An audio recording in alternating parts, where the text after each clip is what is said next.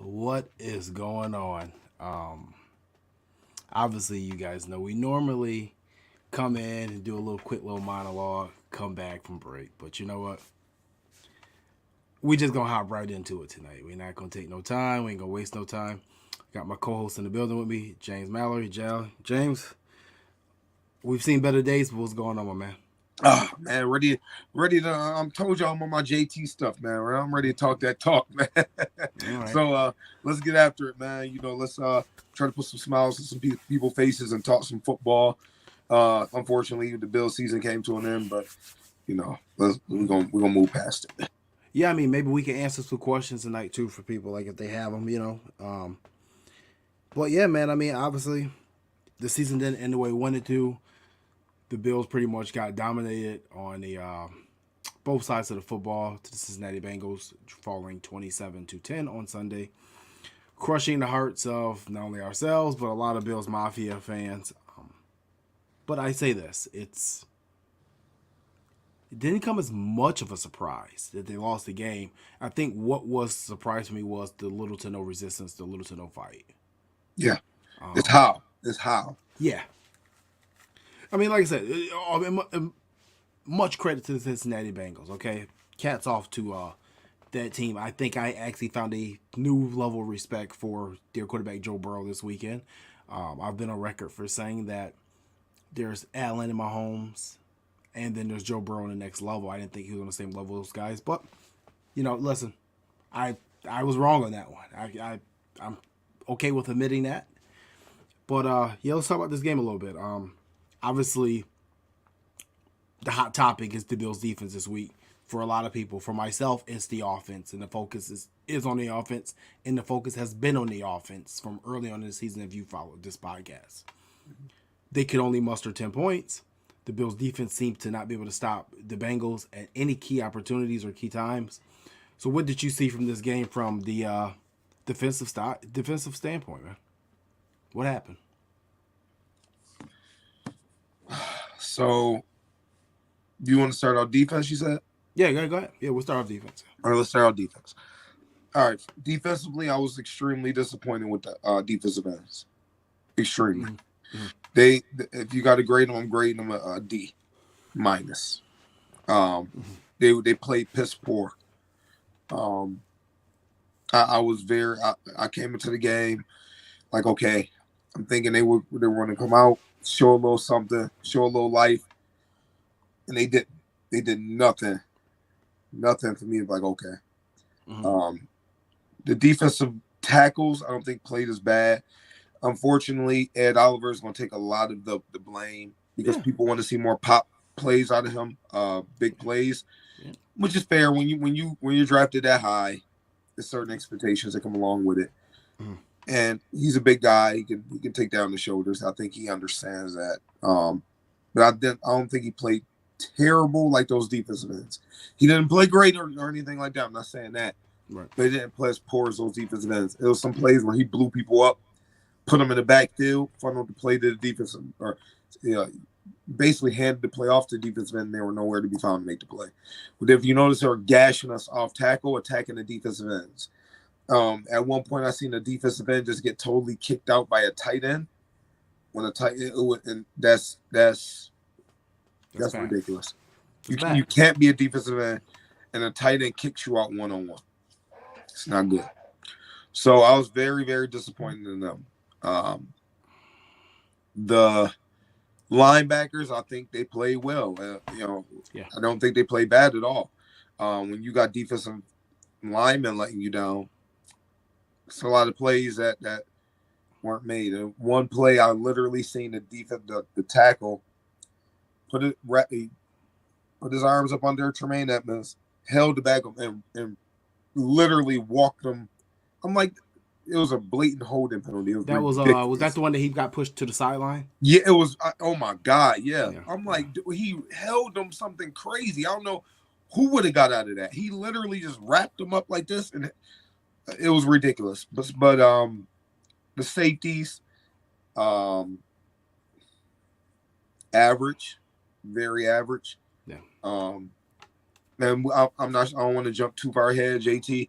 Mm-hmm. in regards to things I've seen and what may need to occur. The corners, I think, played solid. I thought they Uh, were solid. I thought they were yeah, solid. I Yeah. don't. I don't think they played bad, but I think the defensive ends played so bad. Yeah. It just, oh my goodness. But I don't think the defense played as poor as what people think. The first two series were bad, Yeah. right? And after that, they settled in and they allowed 13 points the rest of the game. Well, there was a stretch that you gave the Bills offense. I believe it was either 3 possessions. Obviously, one possession the Bills scored a touchdown on. Obviously, Josh Allen quarterback sneak. The other possession resulted in a punt, and the third possession I'm thinking about, I think, resulted in a field goal. Yeah. So there was a stretch in there where the offense had the ball multiple times to either take the lead or tie this game up, whatever you may take, and they just didn't take advantage of it. Yeah. Yeah, I have to go back on that point about the defenses. I'm so disappointed. I am extremely disappointed.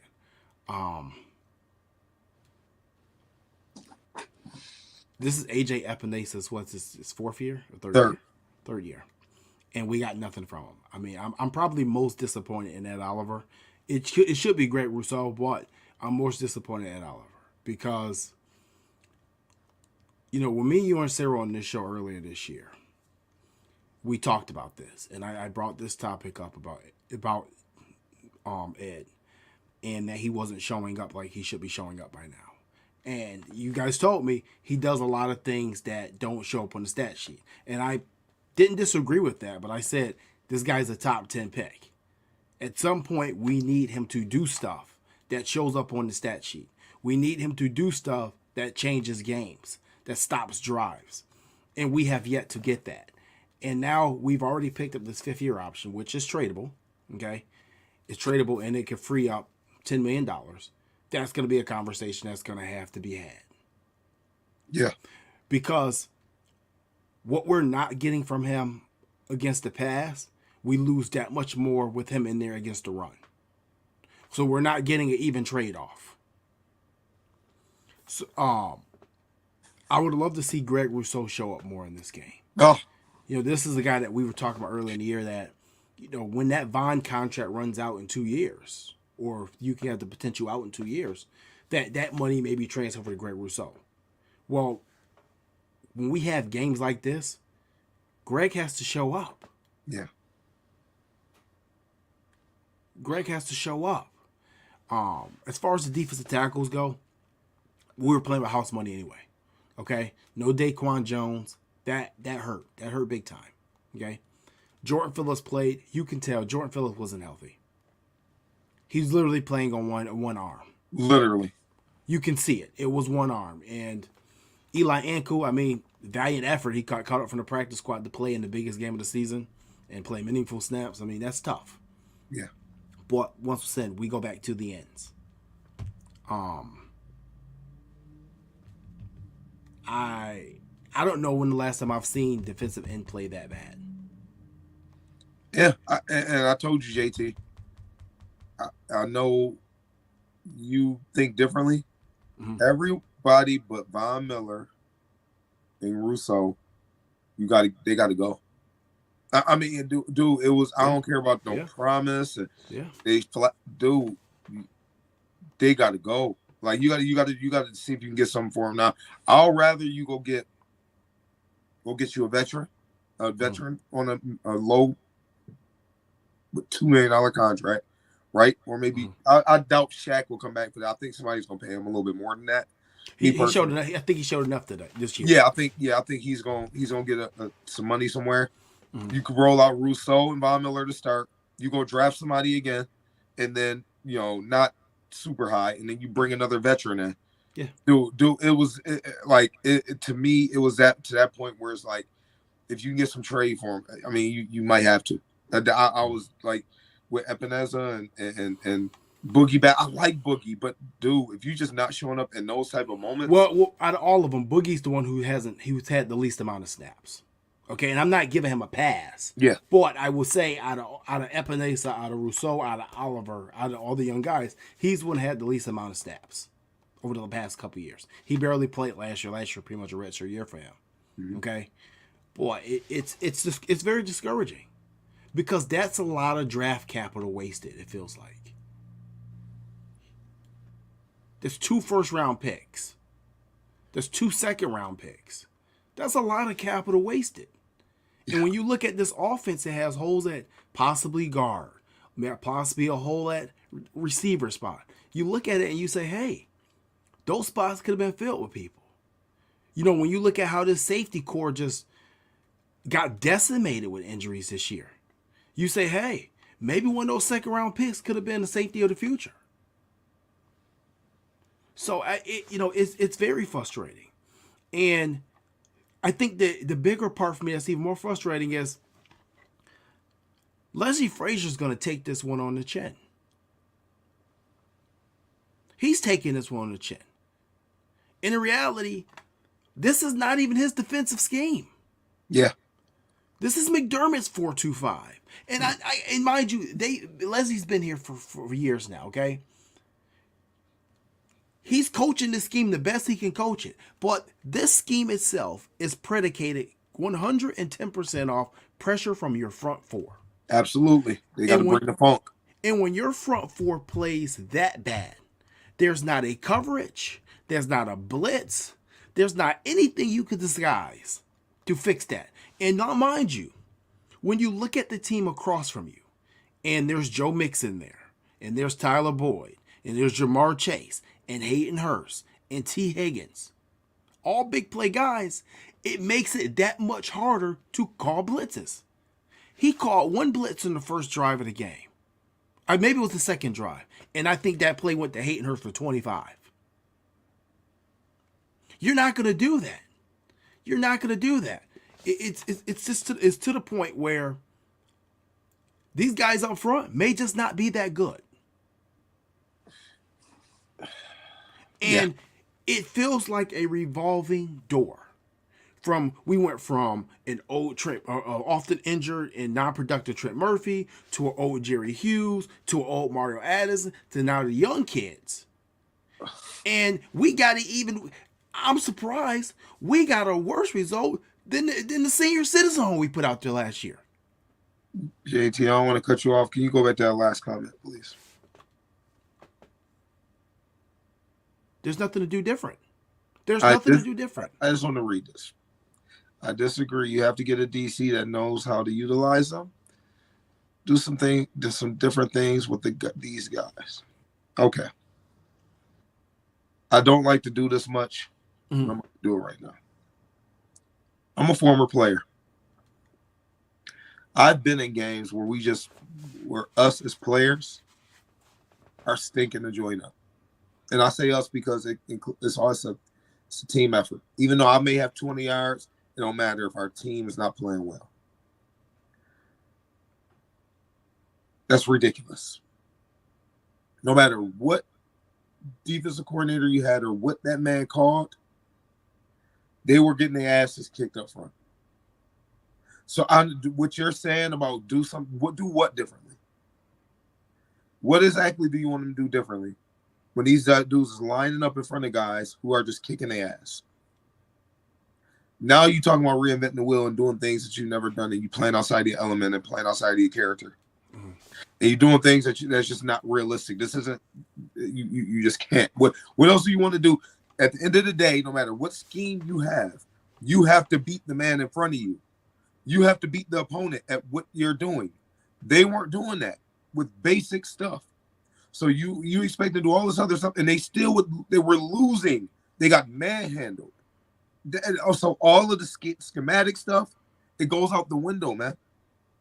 So, I mean, that's preposterous.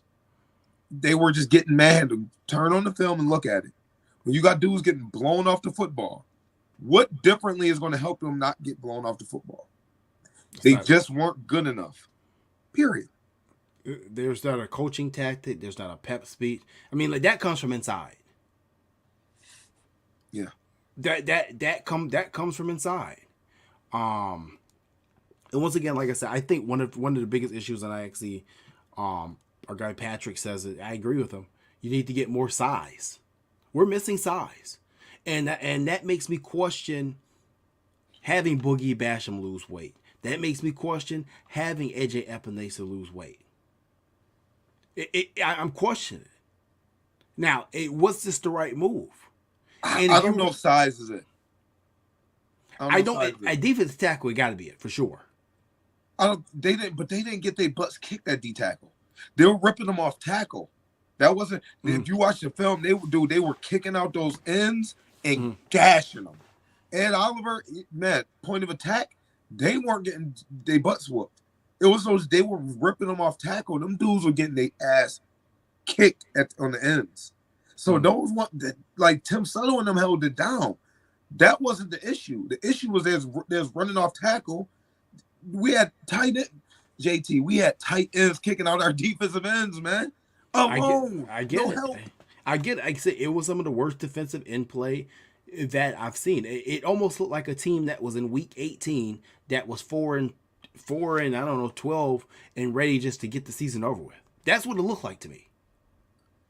Now I know there was some interesting comments like Roger Saffos and a couple other guys said that, that this team was just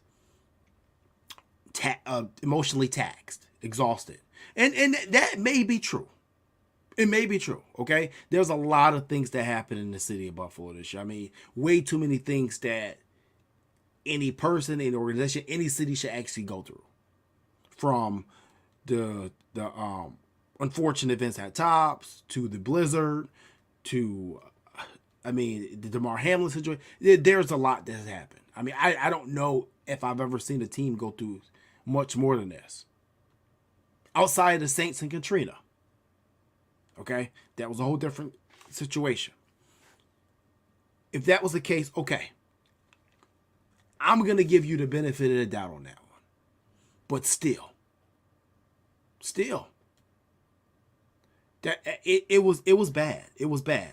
But I'm with you. I don't think the defense played as bad as people wanted to make it seem. And at the end of the day, I feel like it's almost partially disrespectful to the Cincinnati Bengals to think that the Bills defense was going to come out here and just kick their ass.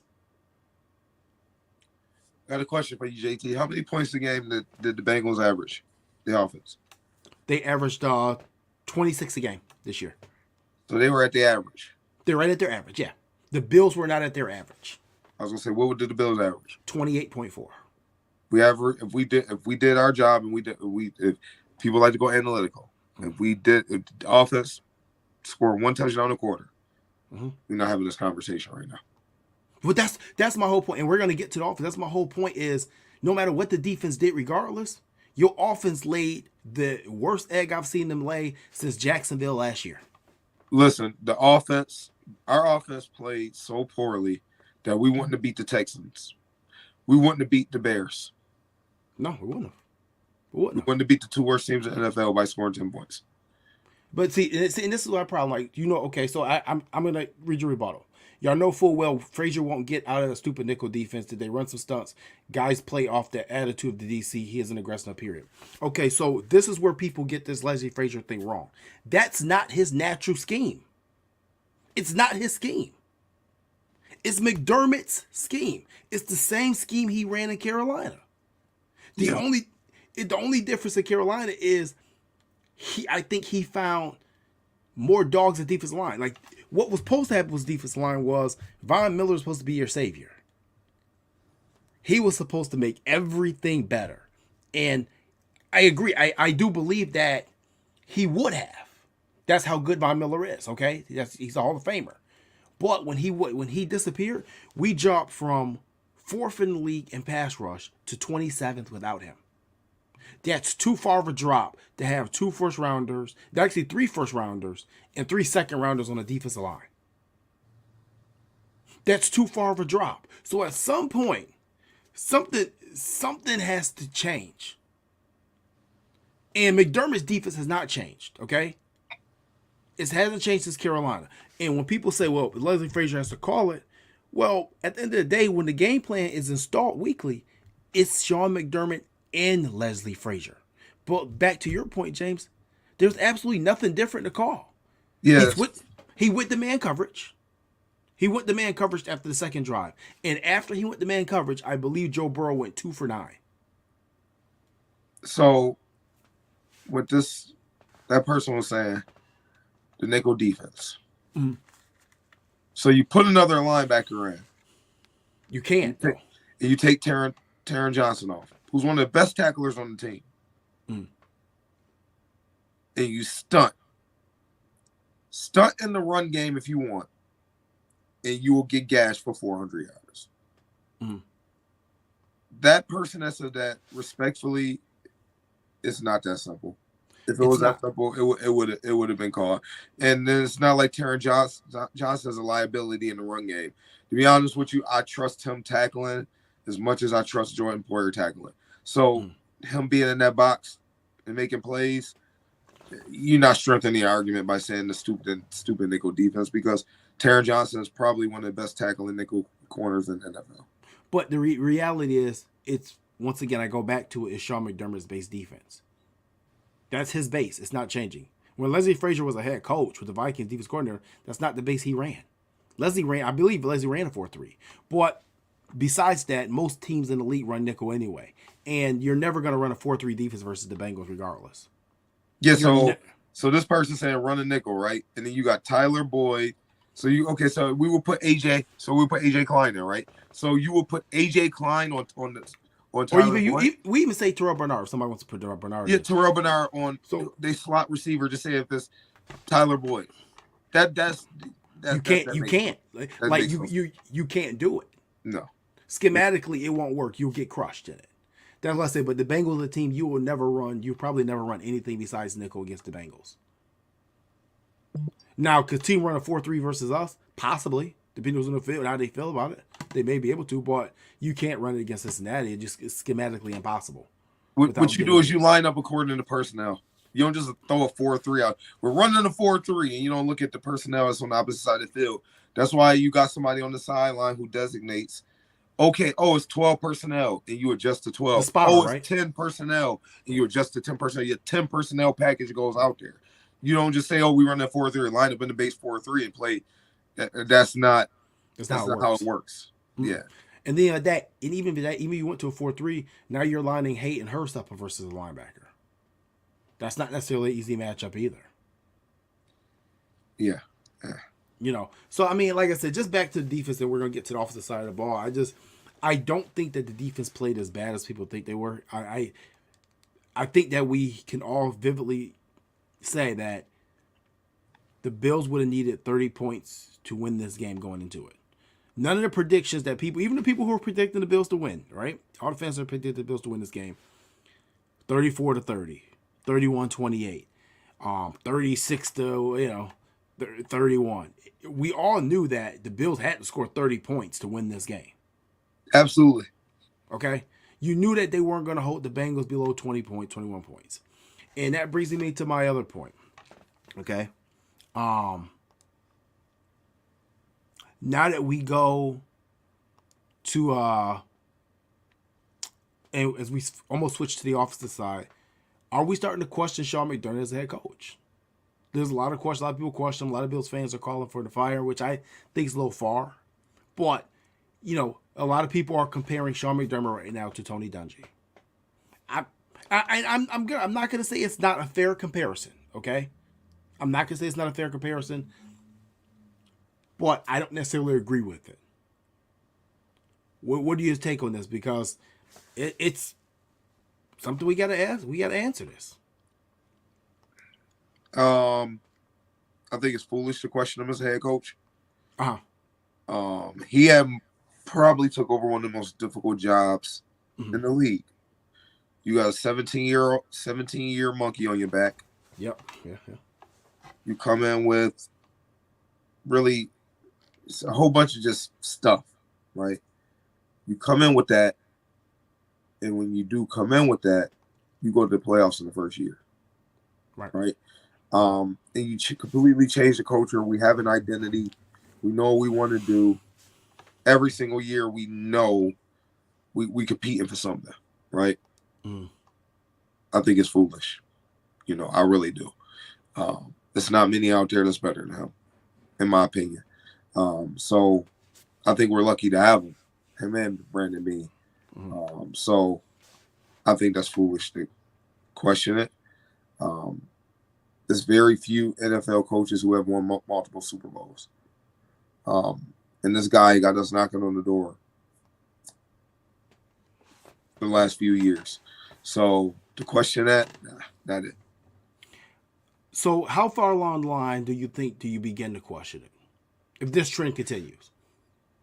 Because this is what year is this? Year 6 right here. Six, I believe it's six. Yeah. Okay. So how many more years if this continues to happen? At what point do you question it?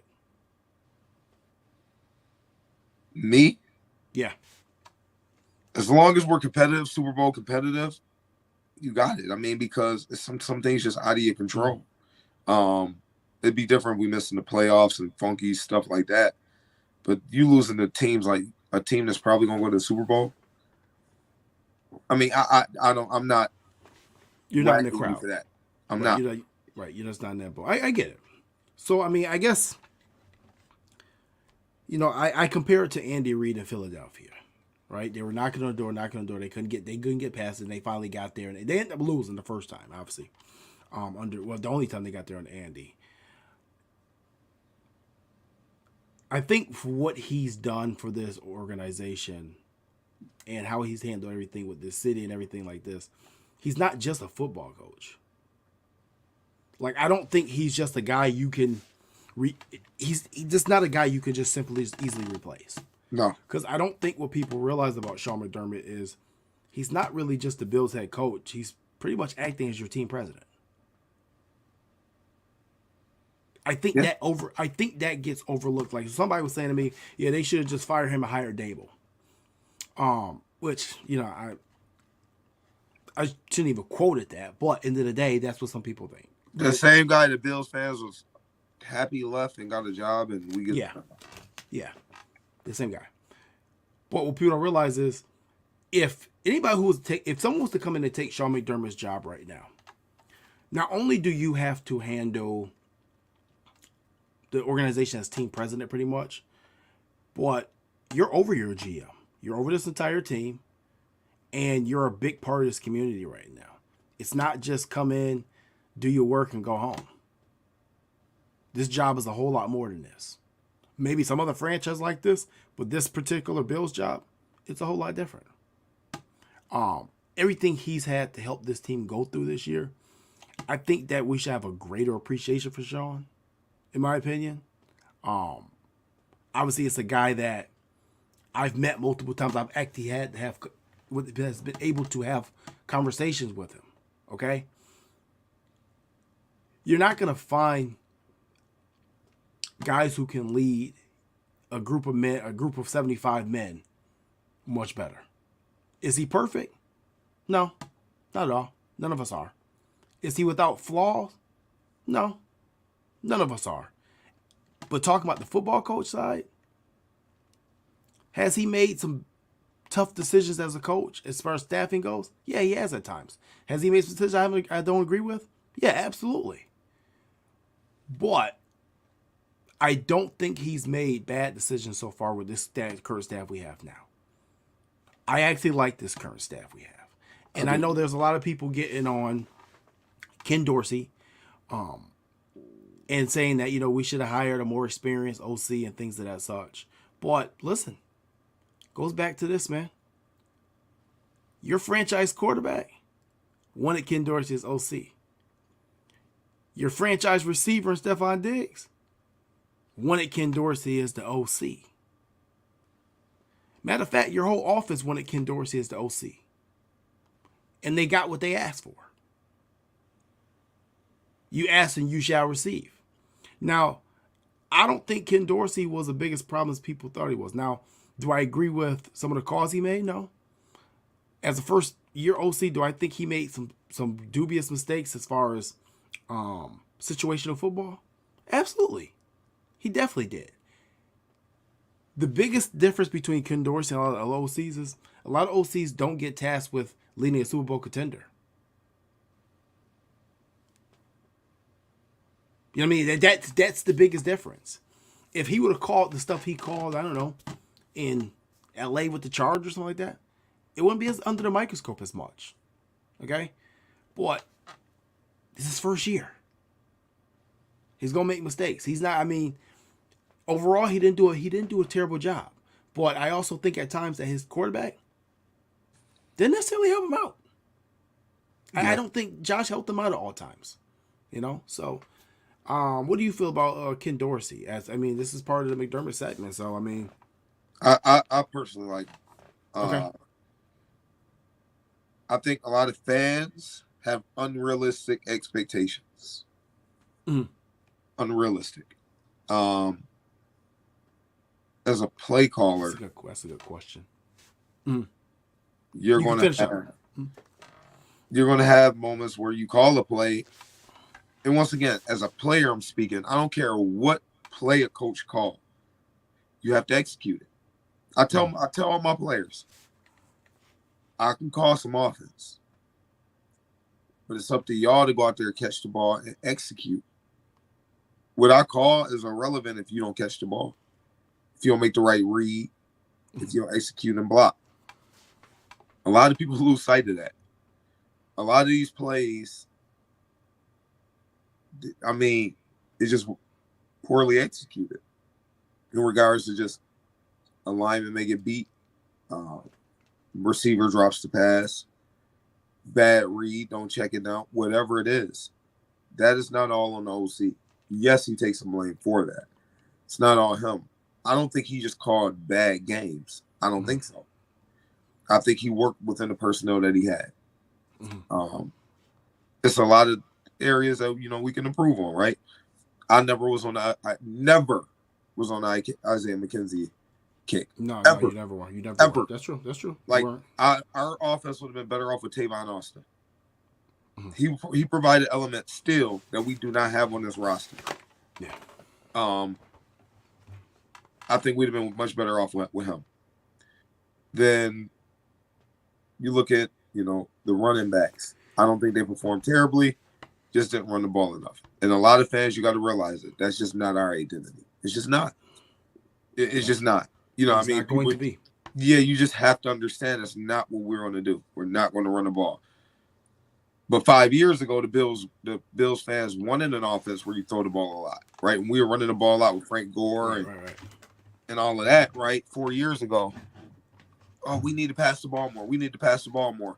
They were begging to pass the ball more. We run the ball too much. Well, you got that. Now you want to go back. That's what we have. We have an elite franchise quarterback. They're probably going to throw the ball quite a bit. Dawson Knox didn't play up to his potential this year, So it's a lot of different factors that went into it. Fire any of the coordinators, I think, is very emotional decision. I don't think it's the right decision. I think it's very emotional. There's somebody, not even going to go there. Somebody that just literally posts everything negative, and he going to have to produce some film in a minute because the way he talk about professional athletes, he need to produce film. He must have been the man. All the stuff talking, he do. But I ain't even gonna go there. You know me, JT. I keep it trill. So we ain't gonna go there. You just have to. You're gonna have to take the lumps of a first year OC. Yeah, I think he's gonna be a heck of an OC. You can't just every time you fire him up. Dude, this ain't mad, and you just plug a OC in with a high rating, and you have a good year. It's not that. Let it play out. Heck, the second year in his offense and what he's doing, he's gonna implement more of his stuff. He's gonna have more touch on the offense next year. I think it's gonna be better. I don't think you don't want to keep flipping coordinators with a franchise quarterback either. Where do they do that at? No. And one of the things I think that's underrated is this Bills team is built off. One of the big things they're built off is camaraderie and relationships. Yes. That's why it's special. You can easily bring in a guy, and I'll give you an example. Look at Todd Haley over the years. Great offensive mind. But the fact that he can't get along with somebody, you can just completely destroy the camaraderie. Absolutely. People don't think about that, JT. That's huge. Yeah. Patrick Scanlon asked a very good question here. Do we think Dorsey has control of what Josh is doing in the field, or is he going off script? To a point. Josh is not the type of quarterback that you're going to ever have control of. Hell, it's going to be times in a game where Josh doesn't have control of himself. Yeah, that's what makes him special. Right. That's it. It would makes you bang your head against the wall, but also make you say, "Wow." He's going to win us in his career. He's going to win us multiple Super Bowls here, in my opinion, because of Yeah. that. Right. Especially as a first year OC, I think you try not to rock the boat as much as possible. Now, do I think Ken Dorsey will come in a year two if they retain him, which I believe they're going to retain him, especially all the money they paid him, and say, "Hey, this is what we're running." I think he's going to have more of a firm grip on this. Yeah. And that's what any of us that are. I mean, think about any of you guys at your job, right? In your first quarter of work, we're all kind of timid. But when we get to that second quarter of our job, yeah, we're like, yo, nah. This is how we're doing it. This is how it's working. At the end of the day, it is a job. I would love to see more fire out of Josh personally with his teammates. I'd like to see him, and I know people always make fun of Brady and for breaking tablets and stuff like that, but you got to be a little bit more vocal. So, like I said, as far as questioning McDermott as head coach, I say I don't question him yet. Do I think we should retain Leslie Frazier? I think we should, but if you don't, it's okay because the defense is not going to really change. That defense not going to change. It's McDermott's defense overall. So, I mean, you can say what you want to say. You can say who's calling it.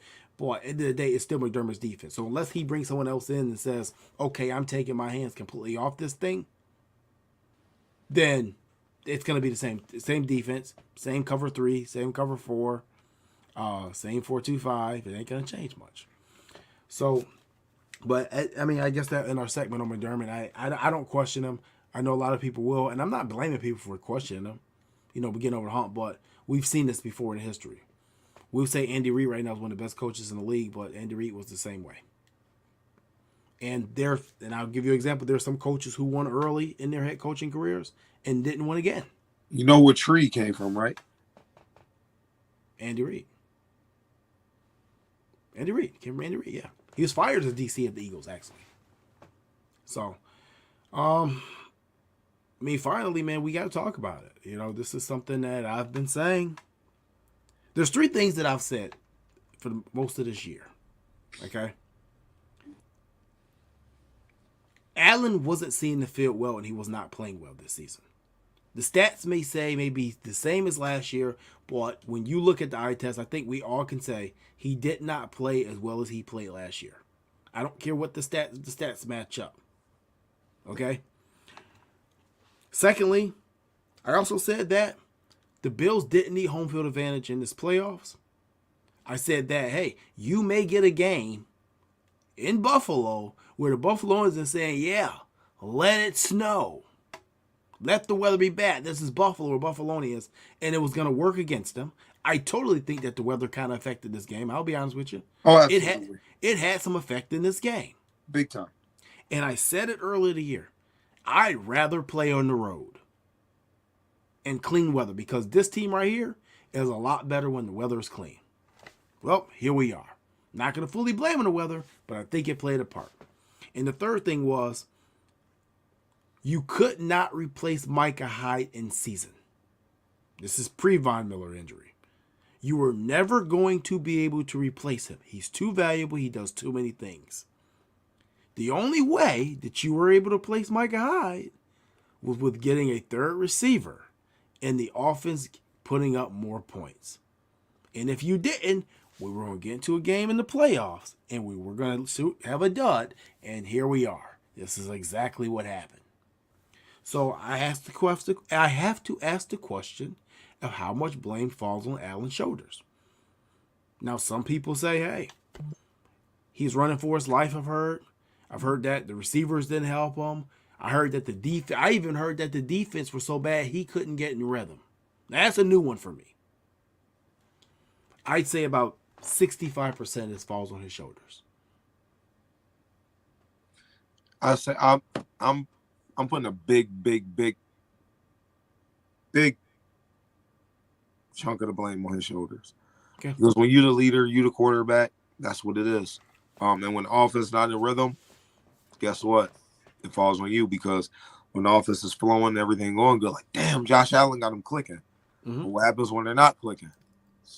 It's on you too. Um, Yeah. Somebody just mentioned the number 2 receiver thing again. I mean, Yeah, Gabe's the number 2. We don't have a number 3. yeah, That that's the that's problem. the problem. We don't have a number 3. You had no safety blanket. All right, Stevie franchise. Tell me a true number 2 receiver. Who's a true number 2 receiver? Just send us a name, please, or somebody you think is a true number 2 receiver. Because Gabe Davis is that, but tell us who you think a true number 2 receiver is, please. Thank you. Um, but yeah, I mean, Josh takes a lot of the blame. I think he had a good season. He didn't have a great season at all. No, no. He didn't have a great season. He had a good season, not a great season. And I think he knows that. I think he's a little bit more hurt than what this led to be.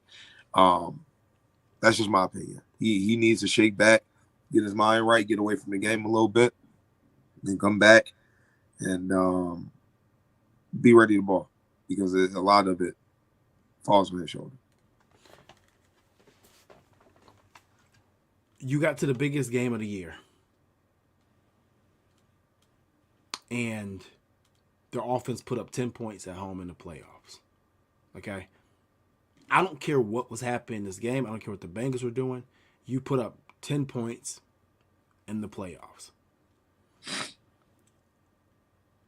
He went to Brandon Beane and Sean McDermott and said he needed Cole Beasley to make this offense work. They gave him Cole Beasley. You went and you got Dawson Knox the $54 million extension. Stephon Diggs got an extension. You said that Gabe Davis was one of the smartest receivers you've ever been around. Okay? You had 2 healthy running backs. You had all 5 linemen in the game, and you put up 10 points. This is on your shoulders, man. You have to hold this L. Yeah. And I get it. It's a team sport. It's not fully all Josh Allen's fault. But you're a franchise quarterback. You're getting paid $258 million, and you didn't bring it. I already told you. Yes, the game started off 14-0. You got down to 14-7. The defense gave you the ball back multiple times with opportunities to tie this game. You mustered 1 field goal out of those 3 possessions. A lot of this falls on your shoulders. And I've been foreshadowing this all season. People wanted to say it was his elbow. It was the offensive line. At some point, when is it Josh? Yeah. When is it Josh? And see, and this is what I mean. So we put, these are the number 2 receivers. Waddle, Higgins, Thielen, and Godwin. Godwin's a number 1 receiver on most teams. Waddle's a number 1 receiver. He's a 1B. Higgins, they're already saying he's going to be a number 1 for somebody else if the Bengals don't pay him. Wait. Right now, Timothy Lewis Jr., you think Thielen is better than Gabe Davis right now? No way. Not right now. He got to be talking about older. He got to be talking about Thielen. We talking right now. You can't be serious mentioning right now. That's he's not. He's the 3rd best on this team. He's not better than KJ or Justin Jefferson. Right. So it's my thing is this, man. Like I said, bro, it's one of those things. I'm not. He said absolutely. I don't think. I mean, I'm not. Thielen is not a number 2. That's Thielen's about to get cut because he's not number 2. Yeah, that's an insult. That's just that you can't be. See, I mean, I think it's too. Gabe Davis doesn't get the inside routes either. I mean, that's something that Cover One talked about and they're correctly right about. But either way, I want to go back to just Josh. It's like, listen, man, he didn't see the field correctly all season.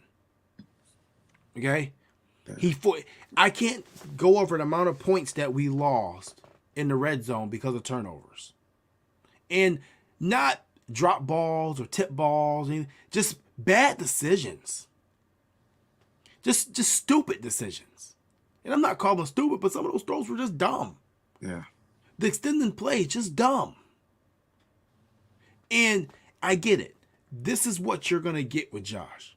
Sometimes you're gonna love him to death and you're gonna be wild, but some of these plays are very Brett Favre-ish, and you're gonna say, why did you do that? And I'm not going full Nick Wright on him. You know what I'm saying? I won't do that. But end of the day, man, listen, it's on him. It's on him. It's on him to make sure that these guys get the ball. The Bills entrust him with a lot of power. Okay, he has a lot of say so. Whether people want to believe it or not, whether people want to say, Jeremy, you know what you're talking about. You're not at One Bills Drive. I can tell you what. I'm a lot closer to One Bills Drive than a lot of people give me credit for, and I'm a lot closer than a lot of people think. Josh has a lot of control. And you want to know why we don't run the ball a lot? Because Josh isn't really with that. Yeah. So like I said, I understand where we say that, Josh is not the one making decisions, but he's influencing them. Like most franchise quarterbacks, right? Yeah. I'm with you, but I got to go back to this Thielen thing real quick. I'm sorry, JT. Dude. Well, he's saying Thielen could be counted way more than Gabe Davis, but I also question that to say in what aspect. This is my thing. He didn't have one area more than Gabe Davis this year. He had more catches. He had 70 catches to Gabe had 48. Gabe Davis had almost 900 yards. Thielen has 700. Gabe Davis had more touchdowns than Thielen. Like that. If our offense would have been way worse with Thielen instead of Gabe Davis, it would have been bad, like real bad. But that's a whole nother story. I just had to get that out. And actually, I'll be honest with you. I'd be all for, just mention that, and I'll say it right now, I'd be all for Thielen pickup. In the slot. If he's in the slot. I'd be all for that. That's a third receiver. That's different than the true number two. I'm not trying to say, and not to the gentleman, I'm not trying to say he's a bad player. So I'm not just throwing down you saying that. Right. Like, you know what I mean? I'm not throwing out that he's bad.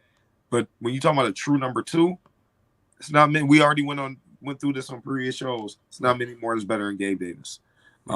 So Patrick Scanlon says that's where, Dorsey should control the offense and call the run plays in the red zone. Viking game is, for example, 2nd and 2, 3rd and 2, and 4th and 2. Like I said, I think he'll get that moving forward. But once again, we have to go back to he's a first-year coordinator. Him and Josh installed this game plan together during the week. Like all franchise quarterbacks do. Like all franchise quarterbacks do. He has full input. But I've been saying this year, too, we need to pull back the reins a little bit. We need to let him win something. Or at least get us there before we put this pressure. Like, if it was me at this point, I'd say, Josh, we'll let you know what we're doing. And we may get your input on things, but we just want you to play. That's all we want you to do right now. We just want you to play. Okay? But like, so Steve, I answered this question. Would you guys say Jacoby Myers is number 2? I would say Jacoby Myers could be a number 2, but that's where we talk about schematics. Jacoby Myers is the inside guy. Gabe Davis is the outside boundary guy. He stretches the field. Jacoby Myers will never stretch the field like that. So it's a difference in play style. Now, I think that personally, talking about Gabe Davis, if he was on another team, he'd probably get more curl routes, more down and in routes, more routes more coming to the inside.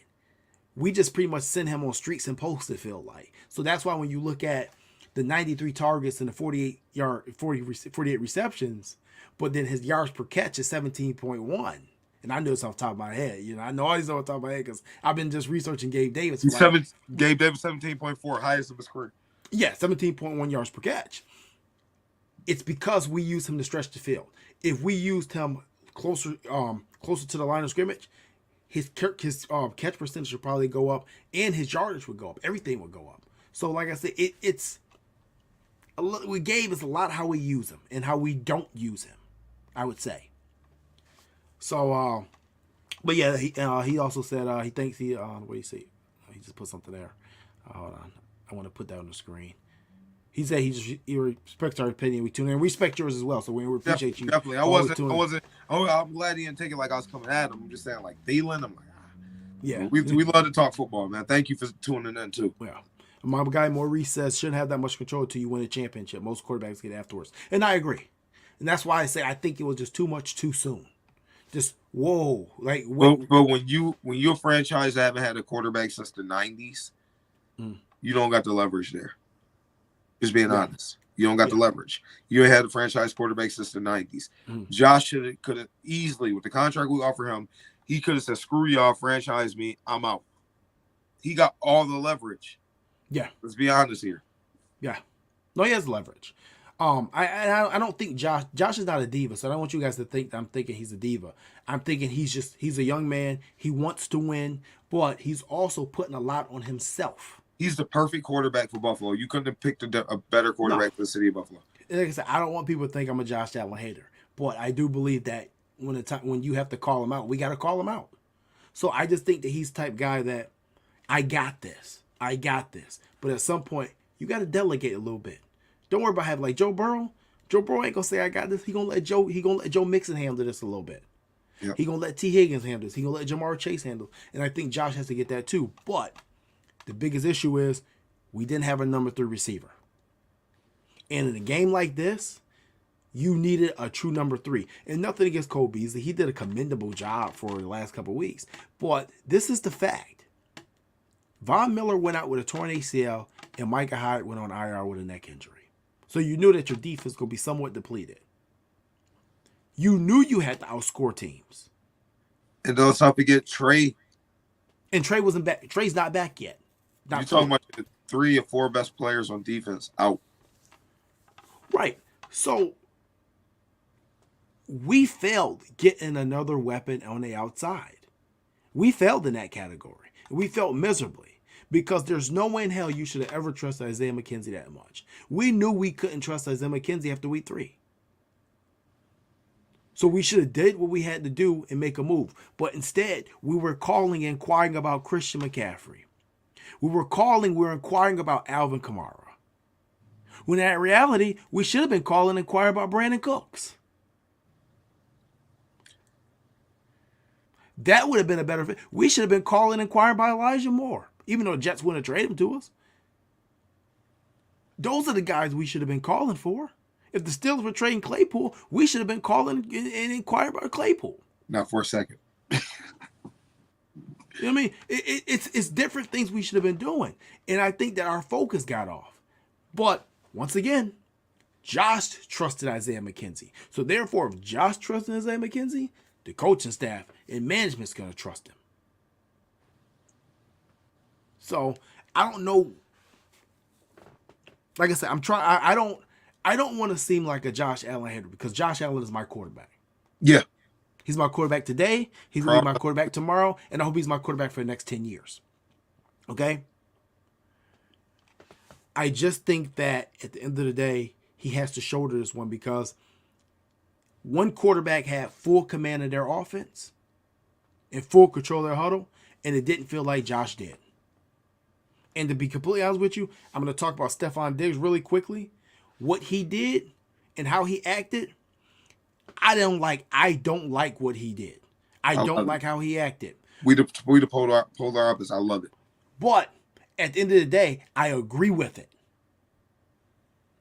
I don't like it, but I agree with it because this is the second time you went home in the playoffs and the second time you failed to get this man the ball.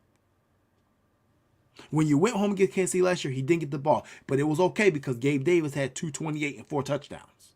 So somebody got it and got it a lot, and that's fine. But he didn't get the ball. Do I like to see him to be demonstrative to his teammate? No. And the reason I don't like it, and the one reason I kind of don't agree with it to a point, let me actually back up. I agree with his feelings. I don't agree with showing his emotion the way he did. And the reason I don't agree with it, James, is because we talked about it earlier in the year. He did it too many times this season for me. That's my problem with it. It's like the little boy that cried wolf. But do you know what he was saying though? It does. At this point, it doesn't even matter what he was saying. It does. It does. Because you have to. You can't always look at the tone. Sometimes you got to hear the message. And I'm not gonna get into what he was saying, but he wasn't yelling at Josh. So not one person on the team had a problem with it how he acted, because it's It's substance to it. It's different if he get me the ball. It was nothing about getting him the ball. What he was going off about. It had literally nothing to do with that. Mm-hmm. Nothing to do with that. So, do you know what he said? Absolutely. I know exactly what happened. I know exactly what was said. I know exactly what happened. You got to spill it, man. And it had nothing to do. We'll talk. But you're not gonna. It had nothing to do with bash. That if you notice, nobody was tripping because he wasn't bashing anybody. When they were showing on TV when he going like this, and it had nothing to do with that. Nothing to do with bashing anybody. So it's the reason why nobody has a problem with his actions, because a lot of people look at the body language, but his teammates look at the message, right?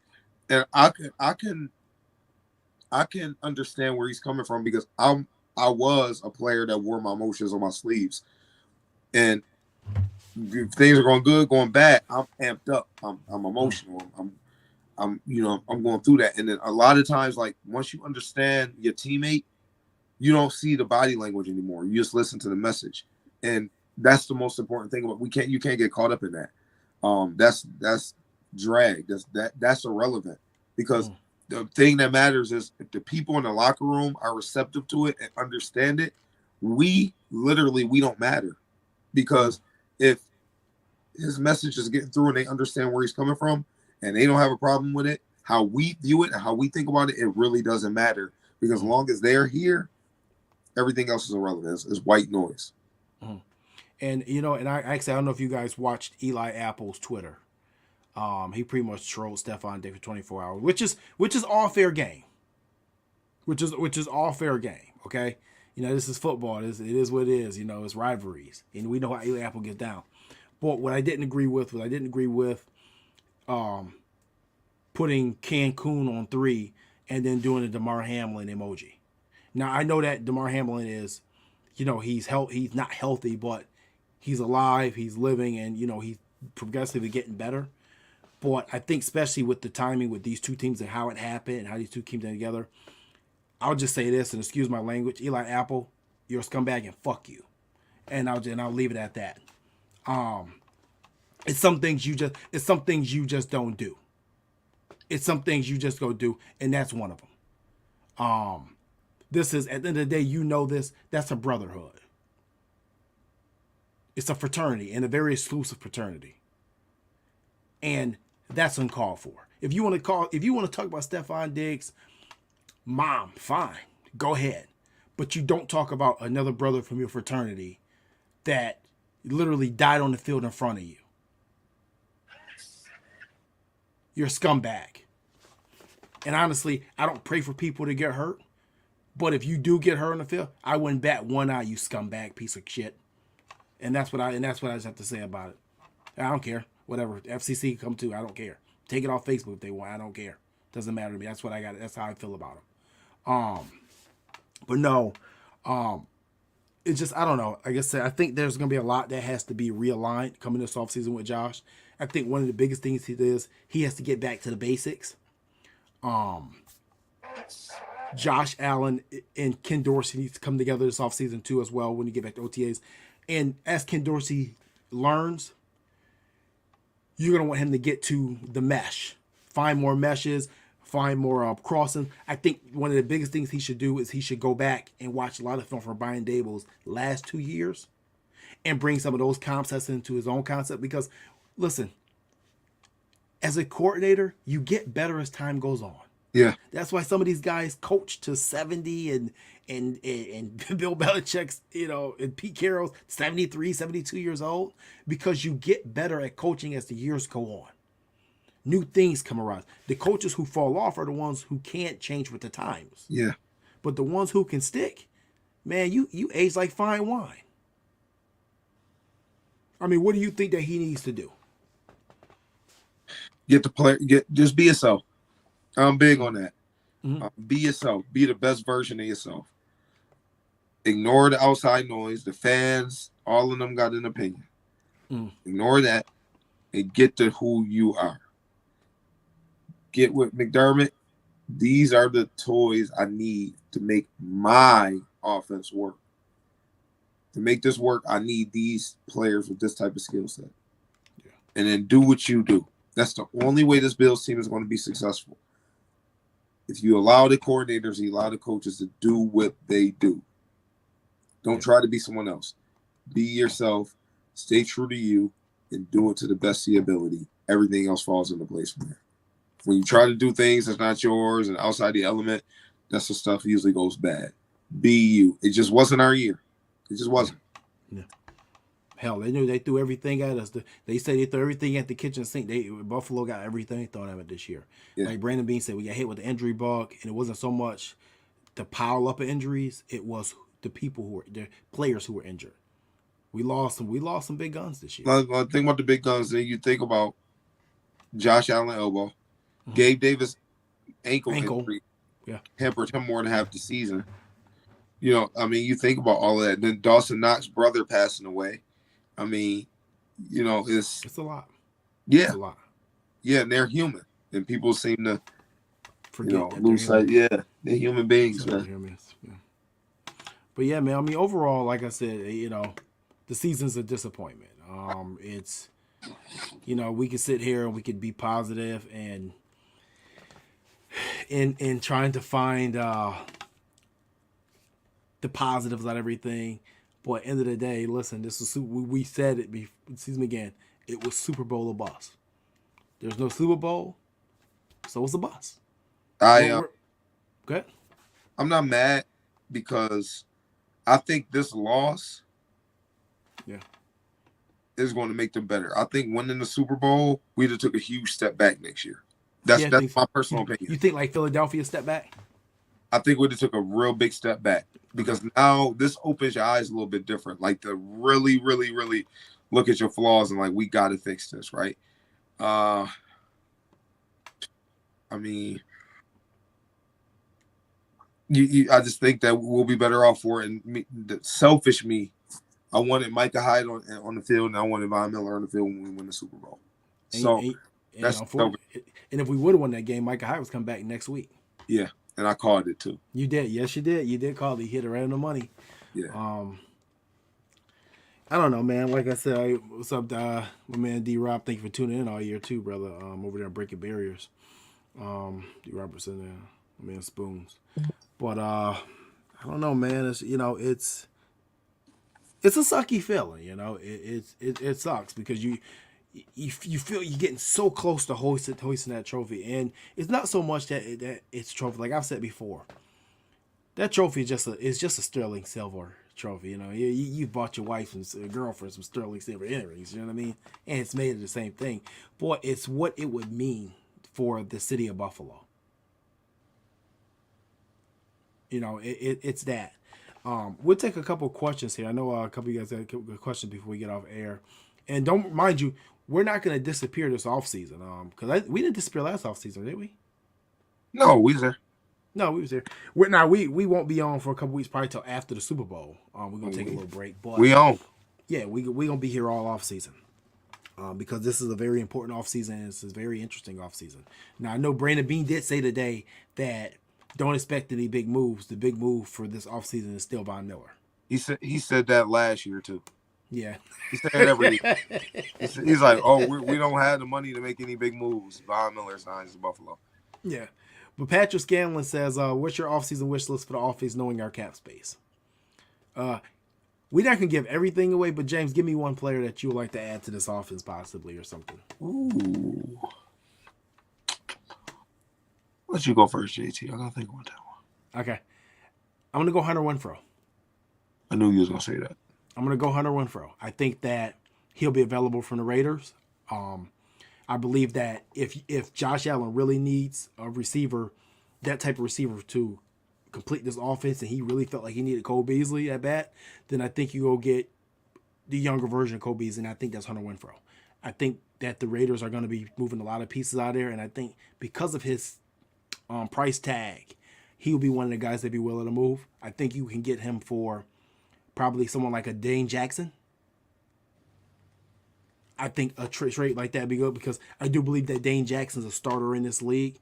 I just feel like next year with Kyrie Elam, Benford, and Tre'Davious White, and obviously Teron Johnson being your stalwart in the nickel spot, that it just not being room for. They're gonna be in the room for him. So you might well get. We have at some point we do have to start getting value for some players, um, before they walk in free agency, because like you say, cap space is a thing, real thing, and we have quarterback money on the books now. So who you got? What do you got? Give me one player in offense. This we ain't gonna give you everything tonight. That's for multiple shows in the offseason. But give me one player. It have to be. I'm going to go with a receiver. Okay, who you got? It's hard for me to say one because Okay. I'll have to look at the free agency list. I'll have to look at offensively. I really don't have a wish list for a person, but I just want a solid number 3 receiver that got wiggle, somebody that can make people miss and make big hits the ball in his hands. That's the type of receiver I want. Yeah, playmaker. I got you. Jamal Williams. Any surprise big cuts coming? Okay, Kyle Yeager said Jamal Williams would be a good addition. That's not a bad idea. I just don't think the Bills will invest that money because he's gonna get paid. 18 touchdowns. You're getting paid. Oh, yeah. So any surprise big cuts coming? We're gonna leave that question because we're gonna be doing a couple shows on that. So Tune in. That's that tonight. We've already making our list and checking it twice. My guy Peeper Washington, Peeper always talking his garbage. Hey fellas, let's talk about real team. He's joking. What do you? No, he's not, but he's sarcastic. What do you think the Ravens give Lamar Jackson more or less than Josh Allen? I think he gets less in total money, but I think he gets more in guarantees. He's gonna get paid. And if he doesn't, he'll be in Atlanta. So you better get your spirit ticket ready, man, and take you some flights to Mercedes-Benz Stadium. Because if they don't give us money, that's where he's gonna be. Steve Franchise asks, do you think that Dawkins would be a better left guard than left tackle? No, me personally, no. I'm on board with that. I've been on board with that. I think he would. But it really would depend on who you put at left tackle, because you can't just put anybody at left tackle. You know what you're getting from Dion, but then also remember, if you bring unless you're drafting a left tackle, if you're getting somebody that's a veteran or trading for somebody like a Laramie Tunsil, for instance, now you have Dion being possibly one of the highest paid guards in the league, and a left tackle getting huge money. I don't think that really doesn't fit the salary cap narrative we got going right now. So I would love to see that at left guard personally, because I think that you could easily move off Miss Morse, save some money, kick Ryan Bates over the center, maybe draft the right guard, and kick Dion over. But like I said, the big question is who do you get to replace him? Because left tackles don't fall off trees. Yeah. That's why they pay a crazy amount of money.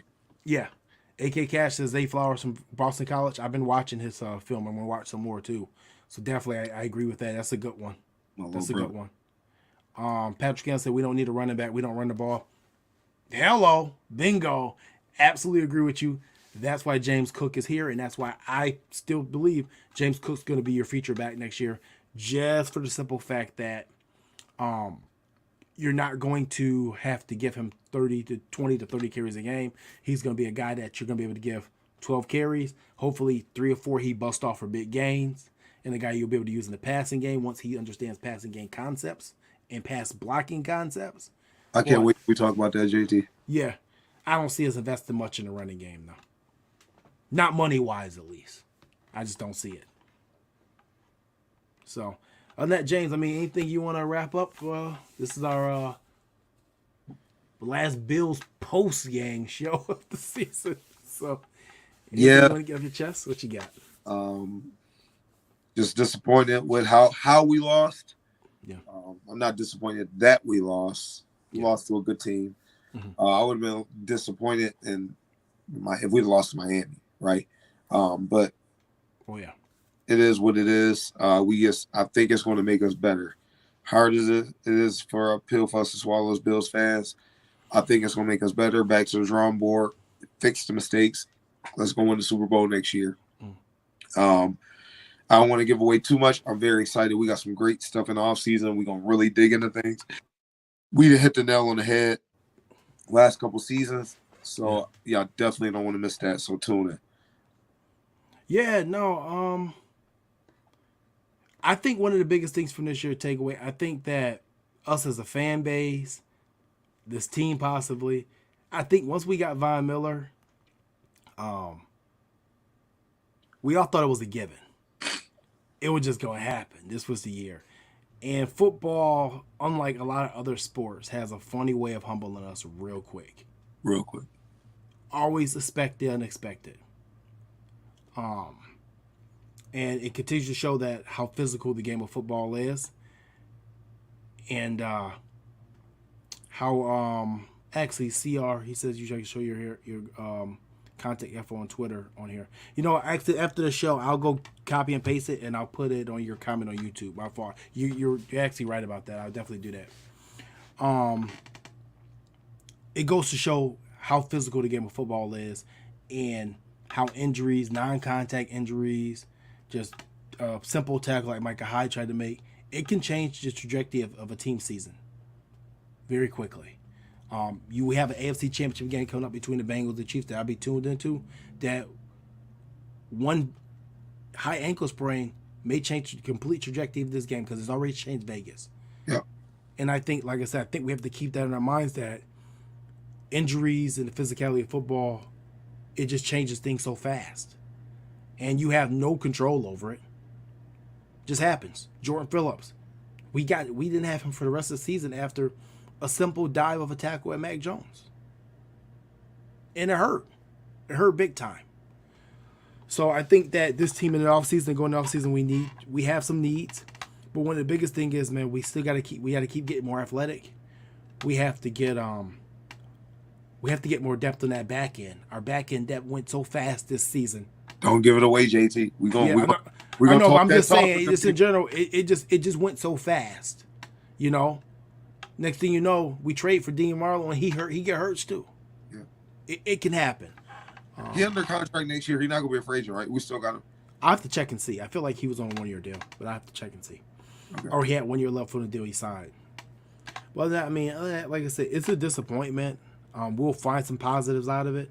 It's not a full loss, but in the day, I just don't think that going around and firing coordinators is the way to go. If you want to, fine, but I don't think that's the way to go. You actually set yourself back when you do that. I think you could, you know. Because you got to learn new schemes. It's a process. It's tough, you know. But we got a lot of free agents coming up. We got one key one in the middle that, you know, me and James talk about as time goes on. You know, and yeah, I mean, Brandon Beane is going to have to find ways to make this team better, and it's going to be a very important draft this year. There's no more depth drafting in the first and second round. We got to find guys that can play now because you're at that stage of a team that people are going to overpay some of your backups. People are going to pull some of your coordinators. You have quarterback money on the book, so therefore it's not going to be money. It's not going to be as available to you. Yeah. So we have to get creative again. A lot of decisions to make. But other than that, I just want to say thank you, everybody, for tuning in all year. It was a blast doing this. Almost every Tuesday. We had some Wednesdays and we had some Thursdays in there. And you guys kept tuning in. And without you guys watching, I mean, I probably still wouldn't do this at all, to be honest with you. I want to thank a lot of people that come in my inbox and ask me when you're going live again or getting on my case if I miss a night or something like that, you know. It's very encouraging. It's very inspiring to know that people actually give a damn what we have to say at all, because we're just normal people just like you. We just love the Bills like you, and we have a passion like you guys. Sometimes we just see the game maybe a little bit different. You know, I have the pleasure of working with James here, and James give me a different perspective when I'm jumping off a cliff. Like, JT ain't the way the locker room works. So, it's really good. And we want to say thank you. And it doesn't matter, we have 10 viewers, 100 viewers, doesn't matter. We want to say thank you to all you guys. And Major Cole says, when's the next show? I'm thinking probably after the Super Bowl. I'd probably say that Tuesday after the Super Bowl, I think we'll be back. Because at that point, we don't want to miss this off season. And there's been times over the last couple of years that we talk about way too much stuff on the phone. and we don't say it on air, and we be like, damn, we should just said it. It make us look smart because we actually knew what we were talking about. Because after Super Bowl, then it's like 3 weeks until free agency, I believe. Yeah, yeah. So, Ray Cruz, my bad. No, man, brother, I always appreciate you for coming in the inbox and keeping staying on me because I get lazy. I ain't gonna lie, I get lazy. James was ready to go. I'm the lazy one. Nah, you gotta be yawning on the show. That's all right. Just Canelo says, thank you guys for these. We love them. But yeah, man, at some point, I got to figure out, I would love to do a call in somehow. I got to figure out how I'm going to do this. But, to actually let you guys call in and give your opinion because I want to make sure that this show stays interactive with you guys. And I got ideas, JT. Okay, cool. Let's put it How about in. next week, if we can figure it out, we do a fan show. Yeah, we can try to do that. We could do a fan show where we can take a number of call-ins and the show's based off of what the fans want to talk about.